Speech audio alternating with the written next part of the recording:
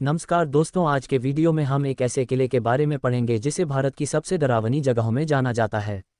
कहानी एक ऐसे किले की जो अपने आप में अद्भुत है, जो बना तो था किले में रहने वालों की रक्षा करने के लिए और वहाँ के लोगों को बेहतर जिंदगी और समय बिताने के लिए, लेकिन वहाँ के युद्ध और शाप ने आज इस किले को बंजर बना दिया है। इस किले का नाम भानगढ़ है और आज के समय में यह राजस्थान के अलवर जिले में राजगढ़ गाँव में मौजूद है। यह किला जयपुर से लगभग 65 किलोमीटर की दूरी पर है। आइए जानते हैं इस किले के छिपे हुए रहस्य और इस किले की आधारशिला बारे में। भानगढ़ का किला आज के समय में सबसे डरावने किलों में से एक है, जहां आज भी लोग किले में सुबह के समय और शाम के समय जाने से डरते हैं। आखिर ऐसा क्यों? आज से 400 वर्ष पूर्व 17वीं शताब्दी सन 1631 में राजा भगवंत दास द्वारा अपने छोटे बेटे माधो सिंह के लिए निर्माण किया गया था। माधो सिंह राजा मान सिंह के छोटे भाई थे।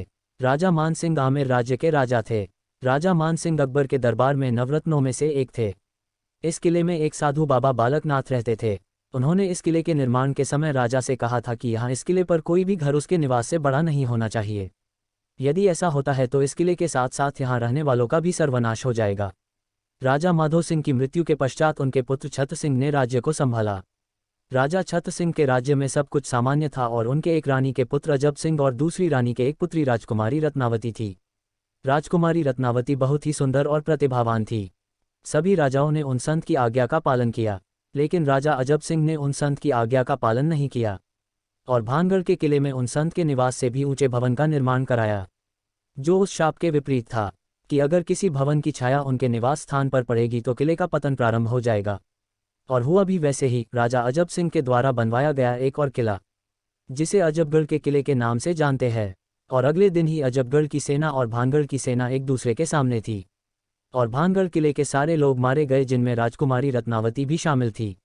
एक और कहानी के अनुसार राजकुमारी रत्नावती पूरे राजस्थान में बेहद खूबसूरत थी, जिसका जिक्र करना इतना आसान नहीं है।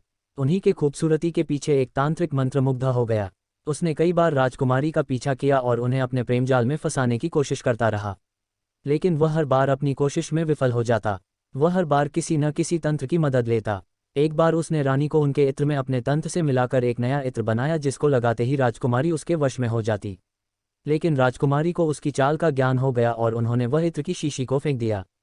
तांत्रिक अपनी चाल में फिर विफल हो गया और तंत्र जो राजकुमारी के लिए किया गया था वह तंत्र तांत्रिक के ऊपर हावी हो गया और उस तांत्रिक की मृत्यु हो गई। मरने से पहले उस तांत्रिक ने राजकुमारी और उनके परिवार व राज्य के लोगों को शाप दिया कि जो भी यहाँ पर रहेगा वे सभी भयानक मृत्यु को प्राप्त होंगे। अगले ही वर्ष अजबगढ़ और भानगढ़ के मध्य युद्ध हुआ, जिसमें सभी लोग और भानगढ़ की सेना भी समाप्त हो गई। आज भी भारतीय पुरातत्व सर्वेक्षण के अनुसार यहाँ पर सुबह और शाम के जाना मना है। यहाँ के निवासियों के अनुसार यहाँ बहुत असाधारण गतिविधियाँ होती रहती है। इन असाधारण गतिविधियों में भूत प्रेत और यहाँ के कुछ मृत प्राणियों की आत्मा शामिल है। जिन लोगों ने यहाँ पर रात बिताकर यह जानने की कोशिश की है क्या सच में यहाँ पर भूत प्रेत जैसी गतिविधियाँ होती है, उन लोगों को कुछ पता नहीं चल पाया और वे आधी रात में डर के कारण वहाँ से वापस चले आए। एक ऐसा किला जहां कलाकारी का निर्माण लोगों को आकर्षित करता है, वही इस किले की डरावनी कहानी जो लोगों की रूह तक कंपा देती है। इस किले की डरावनी कहानियों के अलावा और भी खूबसूरत जगह है जो लोगों को अपनी ओर आकर्षित करती है, जिनमें हिंदू मंदिर शामिल है, गोपीनाथ मंदिर, शिव मंदिर, हनुमान मंदिर, गणेश मंदिर, लवीना देवी और केशव राय का मंदिर है। यहाँ के किले में अद्भुत रहस्य छिपे हुए हैं जो लोगों को अपनी ओर खींचते हैं। यह किला अपने आप में एक बेमिसाल कलाकृति का नमूना है। यह किला जितना ही खूबसूरत है उतना ही डरावना है। आज की कहानी में इतना ही, और किलों के बारे में जानने के लिए कमेंट जरूर करें। इस प्रकार के और भी प्रश्नों के लिए हमारे YouTube channel Hind GK exam को सब्सक्राइब, लाइक, शेयर जरूर करें।